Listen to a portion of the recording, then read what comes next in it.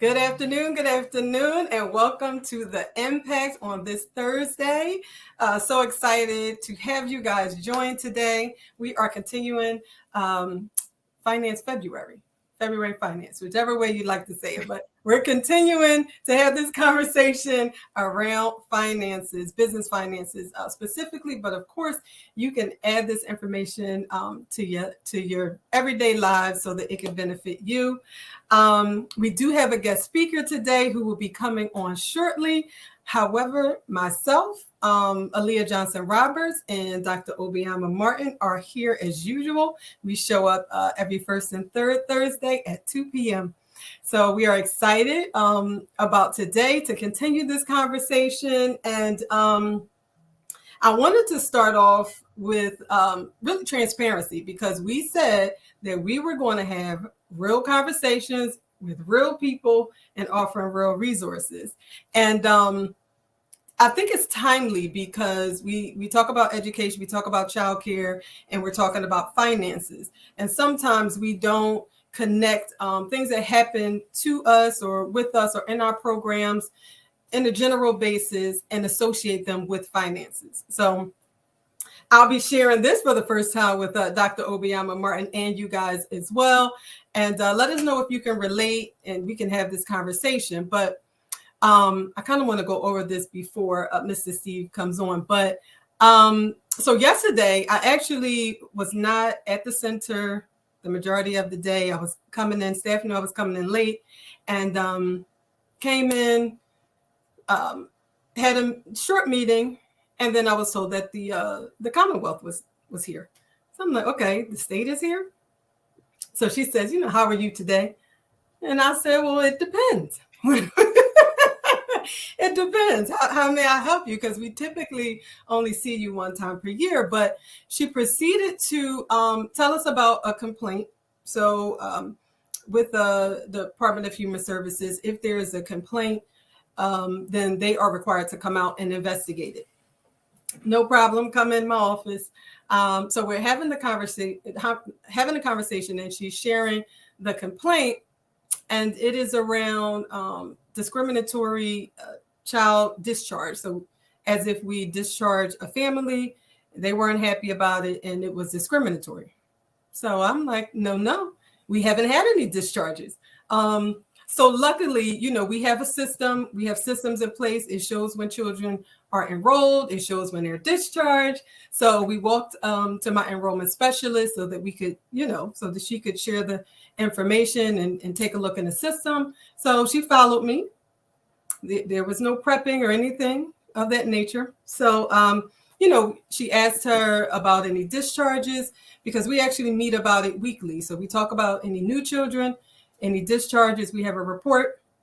And she said, no, we haven't had any since December. And that was actually because the children weren't coming anymore after the pandemic. So, so we're like, no, are you sure this is for us? So she's saying too, it is confusing. So she didn't have any additional details about an age group, a child, anything. So she said, okay, well, we'll just go around. I'll go around to the classroom, make sure you're in ratio, and make sure, active supervision. This is where I related to finance, because something as simple as, it's not that simple, but something that brings about the state to our programs, if we are not prepared and have particular systems in place, that could get a shutdown, a violation, which could impact all of the other funding sources that we have, which is not okay. So I willfully, we walked around to each classroom, and basically what she does is she asks each teacher their name, the age group of the children, and who they're responsible for. This is something that we have gone through. We created an extensive process around it. I feel like we should talk about in depth at another time, because it is so huge. It's definitely around health and safety. So, we went through that whole process. We have 11 classrooms. We went around to every one of them. So, we got through there. Now one classroom did have floaters One classroom had floaters in there, so they were not the typical classroom. They had it was a little pause, a tad bit of confusion, if you will, but more so because both teachers named the same child. Their numbers were right, everything. But, so I really had to advocate for them. I'm like, no, they are great teachers. They know their stuff. They were nervous, so we went back to that classroom. I said, guys, how many children you're responsible for? Point them out, say their names. They did that, all set and ready. She came back, had about 20 more minutes of conversation just about life and being a parent because she just had a baby. But so all of that was fine and good, unfounded, no issues. However, we always take all of the circumstances that happen and we just make sure that we circle back with our staff, have those conversations, and make sure that we improve continuously. That's a continuous quality improvement. However, I said to myself and my team, had we not been ready, it would have been a huge impact to not only our program, the staff, the children, the community. It really, because supervision is a huge deal with your licensing. So I definitely wanted to bring that up today because sometimes, I don't want to just talk about the cute stuff, the pretty finance stuff that's, related to QuickBooks or bank statements or financial statements. Sometimes we need to talk about those systems that we have in place that either saves us money, reduces liabilities, reduces expenses, and really keep us set up as a strong program. So I wanted to share that too, because I want you guys to know that, again, these are real conversations, being transparent with you guys. And I hope that you can share stories as well that we could all take back to our programs and just improve them. So, Aaliyah, I want to jump in on this and kind of break it down a little further on the financial part, because too oftentimes, for those of you who are not in the field as of yet and don't really understand this financial piece, this is what it looks like in real time. When you don't budget in the beginning for extra staff, and you have extra children that you were not prepared to enroll, and the state walks out. Yes. You are already on a provisional license. See, back in the day, you wasn't on a provisional license. And back in the day, when I was helping people open up, they had these warehouses and all of this space, and they did not plan for the enrollment. They thought that it was going to be a slower process. And in 30 days, they was filling up and could not find the staff, but was taking children and got shut down. So the point that you're making is so vitally important. We have to make sure, and you all who are in this space, you want to get in this space, you're starting out, maybe you want to scale, you want to improve. Do not neglect the budget, okay? Do not neglect the budget, because if Aaliyah, and it's so funny because we were having a conversation, I guess maybe 2 weeks ago or 3 weeks ago or whatever, and you was spending a whole day or two going over your budget. Yes. Right?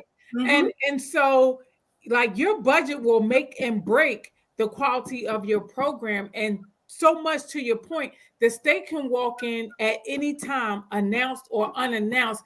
And the way that you are financially set up is going to determine whether you can move forward or not. Because in some instances, again, back in the day, they might give you 30 days, but today, not so much. And so if they gave you that leniency of the 30 days and you don't have the money to course correct, you're going to be shut down, right? If they don't give you the 30 days and they shut you down, you don't have the money to get a lawyer.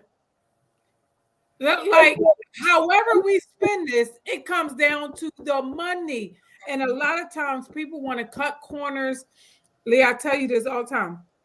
People want to cut corners to save $1. And I just think that that's coming from a scarcity mindset and not a growth mindset, because when you get into this business, yes, it can be profitable, but it costs to be in this business.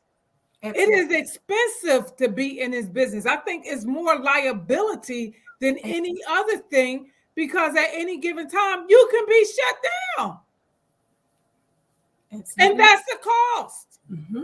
And people just look at, like you said, all of the shiny.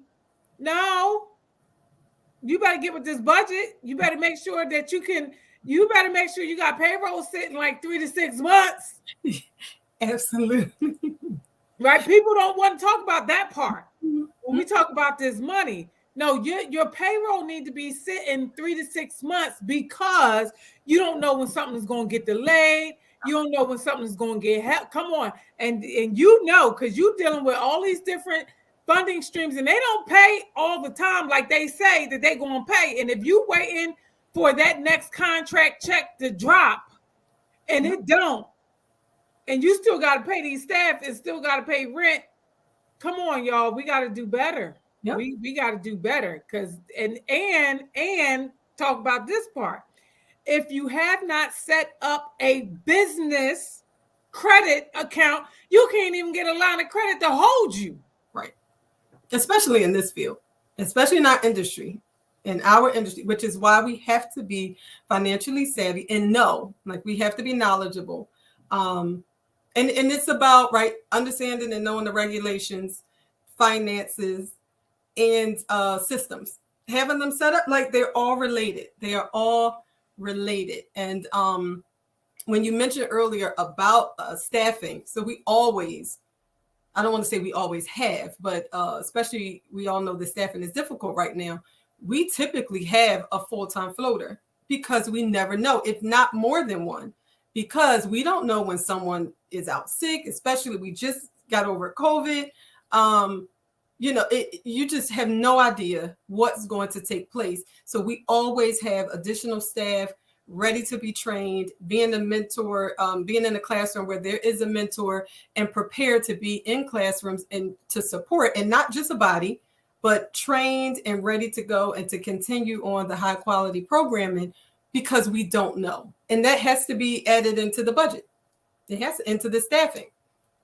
As soon as we have one additional child in the class, so that one classroom I was speaking of had 11 children in it, right? So, so we have 11 children, but we needed 2 staff, even though the primary staff who are in that classroom was not there that day, which is that's another important part, is that even when your regular teaching staff are not in the classroom, those teachers who are filling in and are floaters, they need to be aware of the systems of that classroom as well. So for the listening audience, because I know, but I'm not going to assume that those that are listening know, what's the ratio and how old were the children?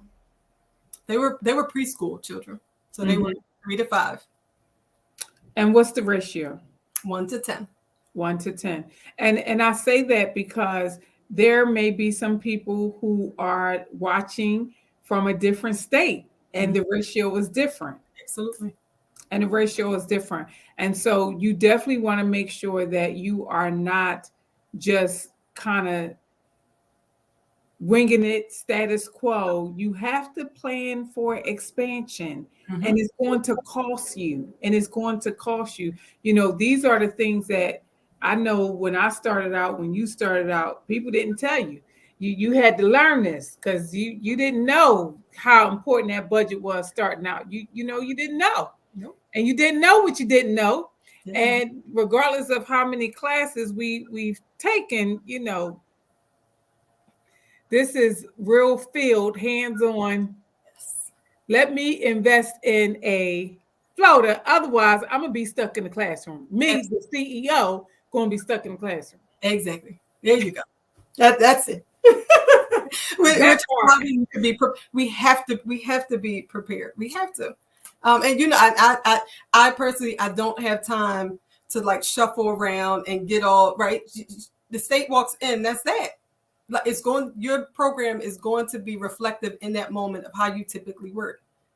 And that's just what that is. So what I'm also going to do, because continuous quality improvement, we are going to have, because it was staff who were nervous, rightfully so, we're going to have, in addition to fire drills, which we are required to do, we're not going to continue to, we as an industry need to stop just being prepared for what we are required to do, but go above and beyond that. But it's all kinds of drills that we can have, including active supervision drills, during fire drills, or what do you call it? Intruder, if active shooter outdoors, things like that, where, or even having someone that staff don't necessarily know, asking active supervision questions to make sure that we're always prepared, because we don't know what will happen. We don't. So we want to be prepared and make sure that our staff are prepared as well.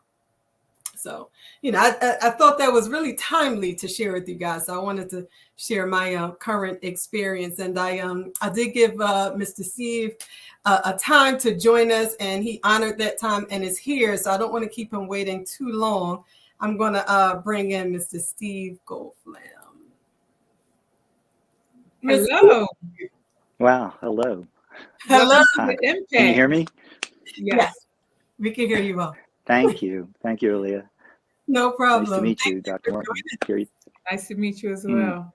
Yes. Oh, it's my pleasure. Yeah, my pleasure. Thank you. I'm so excited that you got to join us. I just shared a story with them that was related to our childcare industry as well as finance. It was definitely finance related. Just to share with you guys, Mrs. Steve actually was referred to me, and we spoke about that in one of our previous episodes, where we said get a referral, right? So someone referred him, and after we had the Goldman Sachs, after I graduated from the Goldman Sachs 10,000 Small Businesses program, they spoke a lot about having a relationship with your financial advisors, your accountant, CPA. And I realized that while I had been a part of the bank that I was with for a long time, I didn't necessarily have a close relationship with them. So I wanted a close relationship with my accountant, CPA, where we could have conversations. They could understand where we were, where we wanted to go. So it was right on time. And we had a meeting. We also spoke about childcare, because we did end up caring for Mr. Steve's granddaughter, that was an honor. But yes, it was a precious time. So thank you for entrusting her with us. But that's how we met. It's been great. It's been great. So thank you. Steve, Thanks. You want to introduce yourself? Wow.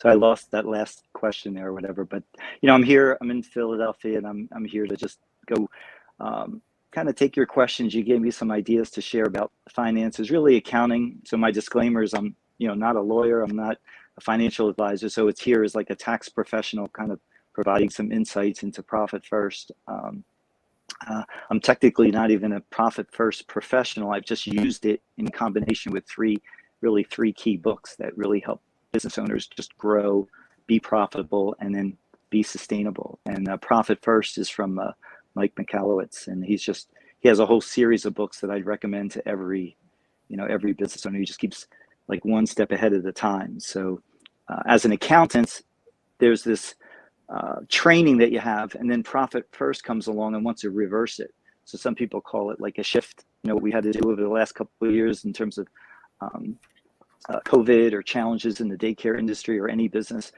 and everybody says let's accept the challenge, but then we got to pivot. And Profit First, it kind of gives you this context of taking care of yourself first, or at least paying yourself first before you pay all your suppliers, all your vendors, all your expenses. And I invite you, while we're here on the phone, since this is live, like you get to see everybody. So the anybody that wants an image of this, they can always text me or message me. It's through the cell or the CPA game, any of the website. But the image is the real image of here's your hand. And every time in daycare or elementary school, we would always be at the Thanksgiving, and they tell you, oh, can you draw your hand? So today, in 3 minutes or less, I'm trying to figure out how to do this with my hand, but you grab your thumb, and your thumb represents like tithing yourself. And Profit First devises, you could think of it old school, like 5 envelopes. Tithe yourself. And you go to the website, they'll give you an assessment where you can actually do the whole thing. So I use a hand as an example. And then when the client's in the office, I have them draw the whole kind of image like a turkey and say, tithe to yourself, here, make sure that you either measure your payroll or your marketing. These are for business owners. If you're not a business owner, maybe it's something for retirement, but you're not touching the savings. You're tithing it to yourself. You're making sure that your payroll's being covered. And it could be percentages. You just got to come up with those percentages. And then taxes, that's the big one. And then yourself. So all business owners, I think we all want, $1,000 a month, $10,000 a month before or after taxes. So here with your ring finger, you're kind of grabbing that percentage for yourself. And ideally, you have enough left over. I have to get this coordination right with the camera, but you have enough left over to just basically pay your expenses. And I'd come back to both of you. I don't know all the intricacies of each of your businesses, but if you use the daycare model, it's like, oh, what happened in the last 2 years? And then how are we going to plan ahead, through these challenges over the next couple of years? And that's where I would go with your accountant, CPA, and maybe financial advisor. Start, with the 5 fingers and have 5 different bank accounts or 5 different envelopes, 5 different ways of keeping the money separate. Because we all know, and he uses a great example, it's like if you're sitting at the Thanksgiving table and here's your pool of money sitting in the palm of your hand, or the pool of food, you're just going to eat it all. So that's probably the one lesson. Don't eat it all. Tithe something to yourself first and don't touch it. Wow. I love that. I love that. We definitely need to hear that. No one is teaching that. No one is teaching that. That was a great principle. Yes. Great. Mrs. Steve. And go to his, I'm sorry to interrupt, just go to his YouTube or his, you can learn it in 18 minutes or less. Buy his book. It's a Profit First print. It's really well received. I have 2 examples. Just one's a hairstylist, one's a IT consultant. One created a spreadsheet. One does it manually like a ledger. But they use that as an example, and I think any business owner could create like a basic budget and kind of use those 5 folders to hold where their money is. I love that. Helps. It does. And I remember you literally did have me draw a hand the first time we met. We spoke. That was the first time I heard about Profit First. And that's exactly what I mean by that's what I was looking for in a financial advisor, was to be able to dig deeper than what we typically talk about. We know we set tuition rates and we know about our expenses, and that's kind of what we focus on, but we don't have these conversations about understanding our money or even setting ourselves up to be successful. So I was so excited to learn about it. I ordered the book right away, and I'm actually in another group that we're reading it right now, literally. So I'm reading it again. So practice it with all your students. You just sit there and have all the 5-year-olds draw them. That's my invention anyway. I'm going to put a pencil in that too, Mrs. C, because I have to tell you about a summer camp program we're planning, and it'll be extremely helpful to the program we're going to do. So our school-age children will learn it this summer. They'll be learning. Wow. Yes, love it. Yes. So I wanted to ask you, could you tell us how, so a lot of people would have just been hearing about it the first time. I'll share the link so that they can order the book, as well as check out the information. They can learn about it quickly. But what's an easy way for someone to be able to literally start? Do they need to read the book first? Or are there some? He says, read the book. Yeah, he just says, read the book, go right through the whole thing. But then, at least start. I say to everybody, make that commitment to tithe yourself, that 1 to 10%. Just that experience gives you this feeling of abundance.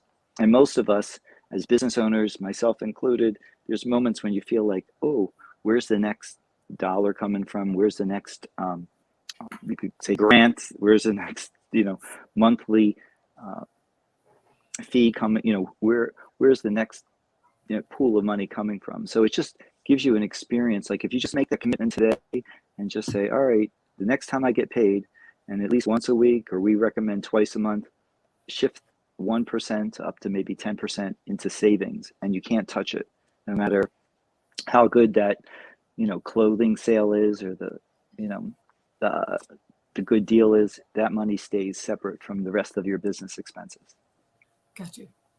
So one thing I don't want to assume that everyone has done, in order for you to pay yourself first, in regards to how Profit First discusses it, do you need to be on payroll? And what are the benefits of you having yourself on payroll? Because I can imagine a number of people may be covering expenses and paying their employees, but not themselves as the owner. Sure. So I can use, even myself as an example where, over the years, it's been like, 25 years. It was a business that my father had. I was kind of his apprentice for 6 years. And then all of a sudden he passes on, and I'm just there as a sole proprietor. So there was no payroll. It was pretty much just me. And I got married. My wife, she helped me. It's kind of like just we did it all ourselves. And then as the business grew, you just want to take some salary for yourself. And again, my disclaimer, I'm not a lawyer, but usually the lawyers recommend, at least from the tax side, if your business is producing a $40,000, $60,000, maybe $80,000 profit as kind of a benchmark, put yourself on payroll, shift from being, a sole proprietor to some level of, they'll say like a corporation, like an S corporation, and you do have to give yourself a paycheck, and that paycheck could be something that represents your own monthly needs. Could be $1,000 a month, $2,000 a month, $3,000 a month, but it's not the full profit. So the idea of putting yourself on payroll, you may get a paycheck, let's say for $40,000, but you actually get profit maybe of $60,000, $80,000, $100,000. So that 15% self-employment tax, you don't have to pay that on that profit. You do have to draw the money out, but it's considered a distribution. But you start in phases. Start shifting from the sole proprietor to a legal entity. It could be an LLC treated as an S corporation, and then make that S corporation start with a payroll service, or doesn't have to be, but the payroll service is usually the most efficient way. And they would do a paycheck to yourself that's equivalent to either what someone else would be paid in your level, or your basic needs that you're drawing out of the company, maybe to pay your mortgage and your household expenses, $2,000, $3,000, $4,000 a month. Okay. Dr. Obama, so the other advantage is you're current in some level with your taxes too.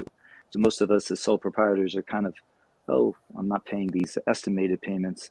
Oh, this way I'm actually paying taxes almost every other week, because we usually do bi-weekly payroll.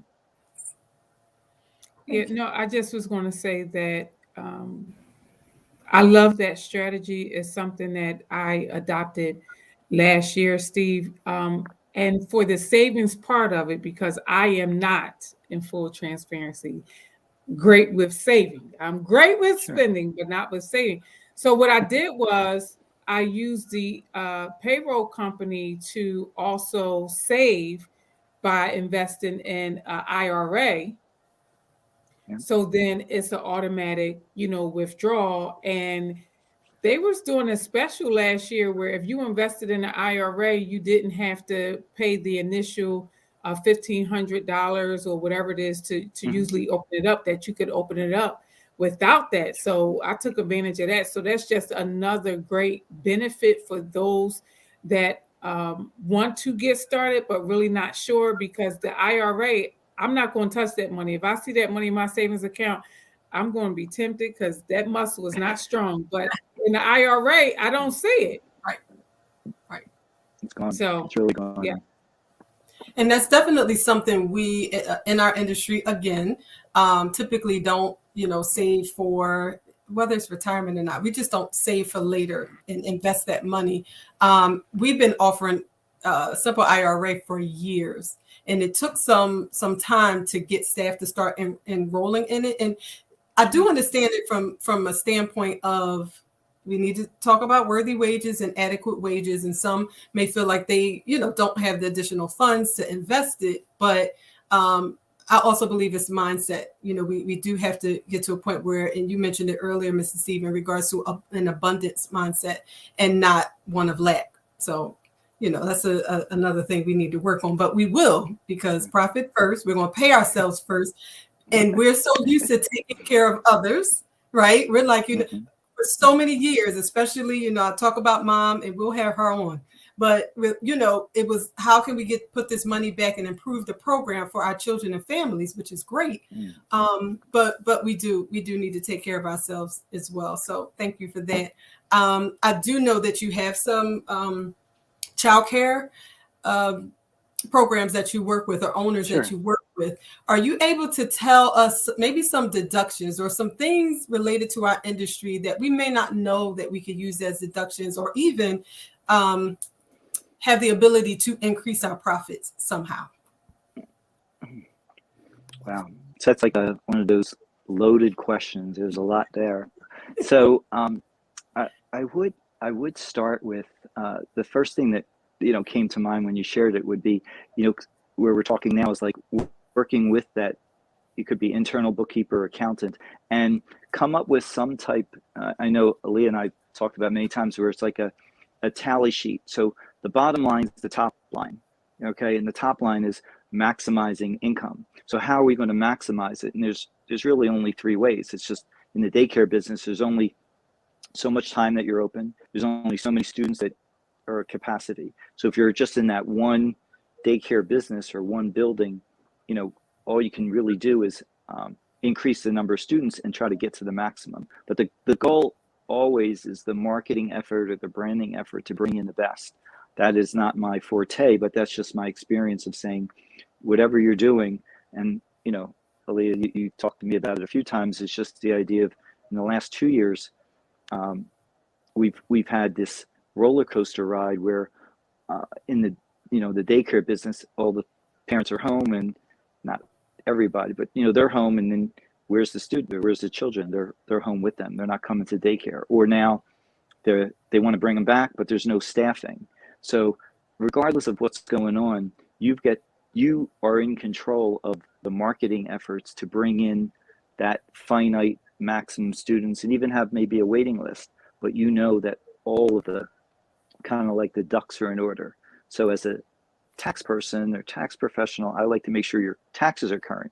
But as a marketing side, you're building a base of families that, as we started the call, recommend you. They give you nice reviews. They know that people in the community want to show up there. And you've sat down, and we've done this a few times, and said, all right, if I'm on Pratt Street, or I'm on Bustleton, whatever, like, I know that this is the maximum I could do based on the hours that I'm open. And from there, then we can shift into kind of a budget or like a break-even point to see what is, if I'm doing 100% capacity, 80% capacity, what's my profit there? And then make sure that I focus that as the highest priority. And then when you're looking at kind of the budget, I know QuickBooks makes it really easy. There's plenty of templates that you have to create just for doing all the different grants that you do, but create a budget that you review monthly. And if there's something out of whack, you're trying to see what expense really took you off course. But you've got to be willing to pause and do that. And it's kind of it's a feeling that I get, is that my role is there to just ask the client to stop and pause so they could see what is the income side, is there growth, is there profits, and then from that look at the comparison of the expenses and see what expenses is kind of out of whack. There's no like one tax break. We come up with the top 10 tax tips. Okay, so at the you own a building. There's many. Sorry, you don't. You inhabit. You could own a building. So any business owner could own a building. So real estate's always a great angle. So that's usually at the top of the list. Is like, do I want to own a building that supports the service that I'm in? And does it make sense? Sometimes it's too big of a stretch. Number two would be the things that we talked about, like you like to travel. So it's like, oh, okay, if I'm going to travel, I came out to Boulder. I'm in Boulder today. My daughter's 40th birthday was yesterday. I have a 3-month-old grandson that I met for the first time. And it was just a beautiful experience. It actually gives you the space to slow down and pause and reflect. But while you're here, I was able to work with this nonprofit and do some kind of like a mini board meeting. And, you know, it was part of a little bit of the plan, but at least it becomes somewhat of a tax deductible event. So if you plan out, you know, your trip to wherever, you know, do it in a way that it could be a tax break to you. The other angles is just more or less the things that, you know, you talked about, you know, Dr. Martin, is like, out of those funds, you created those funds. So do you want to put it into a pre-tax program? Do you want to do a post-tax program? Everybody's tax return is unique. So I call it, you know, here's your fingerprint. And then if I had a 1040 over here, it's unique to each of us. It's not the same. But the financial side, you could choose maybe just a simple Roth account. Or we were reading the article in the office the other day, and the ladies knew this one woman that, you know, I just don't remember her name, but she was talking about how she rose to, you know, $1 million company, and she hired her children, you know, and they laid out the whole steps on, you know, how they were able to hire the children. And I said to everybody in the office, I said, they're all in their 20s. Well, this is what you could do later on in your life, or at least advise the other clients that come in there who would fit that example. And then they're building wealth for the children, especially now that the tax rate, like the actual standard deduction, is so high. You've got this $12,000 pool of money that you're probably giving to your teenage kids. Maybe there's a way to put them on payroll too. So it kind of blends with your.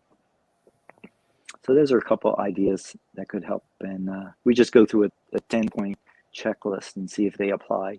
Each business, it can work and some doesn't. Gotcha. It's interestingly, I did a live last night, a finance live, and we spoke about that with the paying our children and tax deduction. I was looking at my, I already told my 10-year-old, the TikTok queen, she was going to help me with some social media things and to do some scanning and all that. So we're going to take advantage of that as well. That was really, I definitely wanted to make sure that people understood profit first and some things that they could implement in their businesses now. Which you shared with us has been amazing. I don't want to take too much of your time. You know, I think we should, you know, do things that's digestible as well. So I want to make sure that we can follow up, share the resources, because that's a lot. Pay yourself first. That's a lot. We need to be able to get there. So I don't want to pay too much. Did you want to say something? Sure. Yeah, it's a great like starting point. Just that first step. Just one step, and then you'll take the next one and the next one. And you've done it. I mean, just, you know, being able to work together. You continue to rise. You continue to, you know, expand. You continue to look, you know, at ways to make, really, it's the quality of your life as best as possible. But what my experience is, you know, just showing up, picking up the granddaughter, is that it's, you know, it's infused throughout all the people that are there in you know, in the daycare, and you've been able to create that environment. So it's a, you know, a really blessed educational, you know, enhancing their quality of life too. So thank you. It's great. Thank you. Great work you did. Thank you. Thank you. That's the investment. All of that's the investment so, that we spent time on. And that's really the work that we're doing, even with this podcast, honestly, is you know, we're giving stories even now. I just gave one from yesterday, but we're trying to share stories with other childcare owners or entrepreneurs that we experience so many different things every day, but as a unit, we can build together, we can improve the quality of our lives, impact children, families, and the community. And my goal too is really to marry our passion in childcare and working with children and families, but make it profitable and have strong business systems. And sometimes I think we separate the two. You know, we may not focus so much on business and profits and things like that because we love the service that we do, but we could do both. So that's really the goal. And that's what we're going to get to as an industry, so that we can advocate more for the industry, get paid what we're worth, because we are business owners. And we're going to make it happen. We're going to make it happen. Yeah. And so as we get ready to bring this to a close, just kind of going back to what we said last week about who you need to know, so Mr. Steve, what is your title? I'm a tax professional, owner of Steve Goldflam and Associates, and I actually created a new corporation this year to bring in 2 new accountants called QualLife Inc.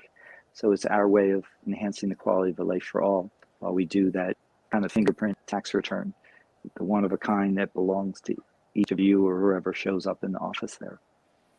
Awesome. Can you share your contact information? How can people get in contact with you? Because I'm sure not only was this show very beneficial, but I know as well as Aaliyah, we get asked, can you refer a good accountant all the time? I'm always getting someone asking me that. And so just being able to, be a resource and say, you can contact Mr. Steve at such and such, and he can, be a resource for you. So in terms of budgeting for those that are listening, you have to budget for a tax professional before you need one. It's a line item. It's a line item. And yeah, it does. It is important. And it's just having a set of checks and balances. I was noticing being out here, there's no way to really know what's going on unless there's some dialogue, some communication back and forth. And I'll just, do my best over the phone, in person, whatever works for the client, to make sure that their questions are answered and they're clear to move the next step, whatever that is, what it is for them. They can always reach me through the website, the CPA game.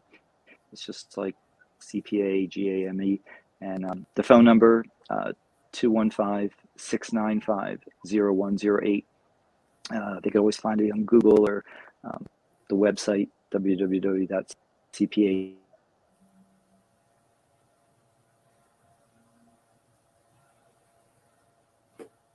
Oh, is your phone ringing? Sometimes it'll mute you. We can't hear you. I think so. The website, right? www.cpagame.com. And his phone number. Yes. So what I'll do, I'll make sure when I post a video, I will post Mr. Steve's information to make sure that you guys can contact him. Every time we have a conversation, it is amazing. The conversation is so inspirational. He leaves the office every time, and I've learned something new. So I think he's trying to join back. Yeah, that's great. Okay. Thank you both. Really, I think it was a perfect segue, but thank you both. I'll get to learn more if you do this regularly, we'll come in, everybody listen, so we can, learn how this whole world works, and especially the children. We now need your guidance, Aaliyah, and your staff. The children, Lily will never be the same. We just loves her. Everybody there. Thank you. So, and I hadn't shared, but Dr. Martin, thank you. Thank you. I'll be reaching out. I will contact you because, again, we hadn't even released it, but we're working on Campreneur. So we're going to work on allowing our children to think as business owners based on what their desires are. So I'm sure if you're able, I'll reach out and see if there's any way that you could share your accounting expertise, because we may have children who would love to be an accountant. And a lot of times our children don't know what they are good at or what they would want to do, because they haven't had the opportunity to do so. So this summer, we're going to have such a great time. So we'll talk more about that. But thank you so much again. Thank you, Dr. Obiama Martin. Yes. Usual. This has been great conversation. I hope it was helpful. Again, you can contact me at my Instagram is Consulting with AJR. I'm on Facebook as well. I'm actually going to be coming out with an ebook. We're going to wrap all this information up into an ebook so that you have something in your hands and you can utilize. And it real stuff, not make-believe stuff, but things that we need to think about every day in our businesses that can impact the work that we do on a higher level. and make sure that we are business owners as well as passionate early childhood education leaders. So Yes, thank you yes. for your impact. Thank you. All right, bye, everybody. See you next time. Bye, guys.